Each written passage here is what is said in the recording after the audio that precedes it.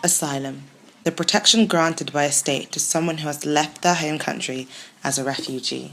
Thousands of young people each year come to the UK seeking just this.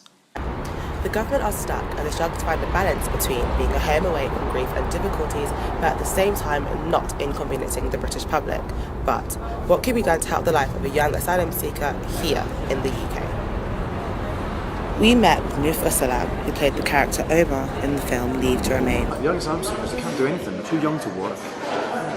They want to study, they want to have a better life. That's all they want. If they would get that in their own country, they would never come here in the first place. So they come here to survive and to live a good life, and then they get discriminated against. People frown upon them and say, oh, my kids are struggling, you get to a good university. It's like, because they're trying their hardest to try and fit into society.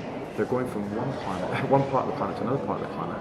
It's not easy. Although there has been an increase in the amount of applicants granted stay in the UK, the total amount of applicants dramatically outweigh them. Last year, total amount of asylum seekers that came to the UK came from Afghanistan, Iran, Eritrea and Vietnam. Theresa May was spearheaded by the High Court's in her decision to cap the amount of expenditure asylum seekers receive on a weekly basis. We went to the British public to ask them how much they think a young person living in the UK should last on a week.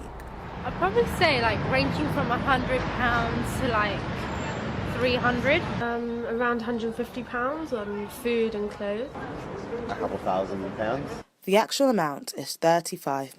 Wow, that's unexpected. I didn't realise I'll get paid so little. £35 is how much I spend on a night out. What? That's nothing. That's how much I spend in a day. But yeah, that's crazy. I'm surprised by that. I'm here at Islington Law Centre to speak to the Migrations Law Project about how they work with NGOs that represent young asylum seekers in the UK.